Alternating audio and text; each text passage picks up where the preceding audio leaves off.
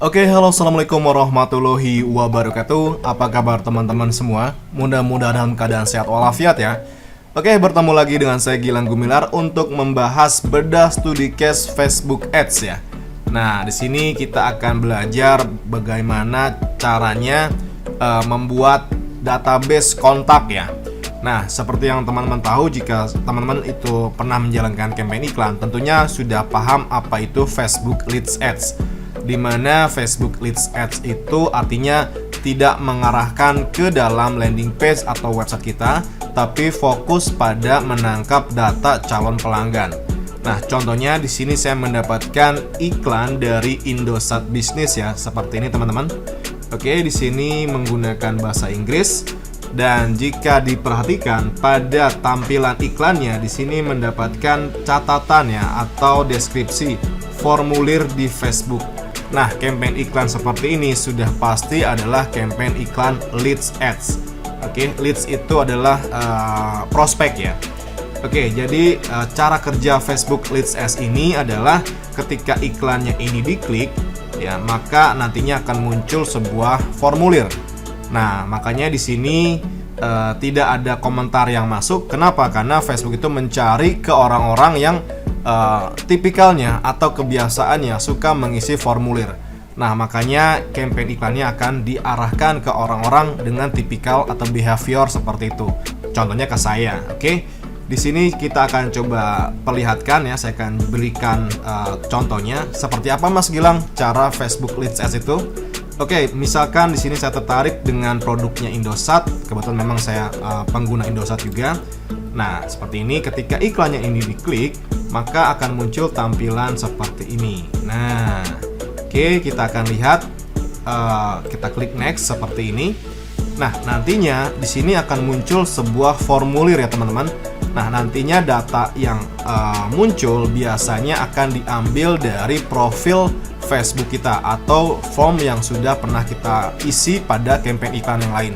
Maka Facebook akan mengambil secara otomatis seperti ini. Jadi teman-teman tidak perlu mengetik atau menuliskan dari awal ya, karena sudah terisi secara otomatis. Oke, sebagai contoh di sini ada data yang sudah pre-fill atau sudah masuk ke form tersebut, di mana ini adalah data kontak saya seperti nama lengkap saya, nama asli ya, dan juga nomor handphone, dan juga nama perusahaan saya, dan juga email yang saya gunakan pada Facebook saya ini. Lalu di sini ada job title ya, ini profesi yang sudah saya cantumkan di bio Facebook saya, maka Facebook akan mengambilnya secara otomatis seperti ini. Nah, data ini akan diisi oleh Facebook, tapi tidak akan terkirim ke advertiser ya teman-teman ya. Kenapa? Karena kalau kita tidak mengizinkan, maka Facebook tidak akan memberikan data ini ke advertiser. Itulah policy ads dari Facebook. Nah, data ini akan terkirim ke advertiser jika kita mengklik tombol next. Jadi Facebook itu hanya menampilkan data kita saja, tidak memberikan data apapun ke advertiser. Oke, seperti itu penjelasan dari saya. Nah, misalkan saya tertarik dengan campaign iklan ini, maka saya bisa klik next seperti ini. Dan di sini Facebook akan memberikan keterangan privacy policy bahwa tidak ada data yang akan terkirim tanpa seizin kita ke advertiser. Oke, seperti itu. Nah, nantinya ketika sudah sampai mengirimkan formulir, maka kita akan mendapatkan tombol submit. Nah, biasanya ketika klik tombol submit baru akan diarahkan ke dalam landing page atau website si advertiser. Sebagai contoh, saya akan coba klik seperti ini. Nah, atau mungkin kadang-kadang tampilannya beda-beda ya, tergantung dari si advertiser. Nah, Mas Gilang, kenapa harus membuat data prospek seperti ini? Ini biasanya untuk membangun database ya, misalkan untuk produk-produk mahal, produk-produk lux ya. Contohnya perumahan, otomotif, mobil, motor, seperti itu ya. Dimana si calon customer itu ketika lihat iklan, mereka masuk landing page ya, tapi mereka nggak langsung beli. Nah, oleh karena itu si advertiser membutuhkan data kontaknya ya. Kenapa? Karena suatu hari ketika sudah dapat database kontak yang banyak, maka biasanya si advertiser akan follow up secara manual dari data kontak yang mereka dapatkan. Misalkan follow up ke email, follow up ke WhatsApp, seperti itu ya. Jadi tidak lagi menggunakan Facebook nantinya. tetapi menggunakan database kontak yang sudah mereka dapatkan. Nah, seperti itulah fungsi dari campaign lead ads. Oke, materi videonya bukan itu yang ingin saya sampaikan ya teman-teman ya.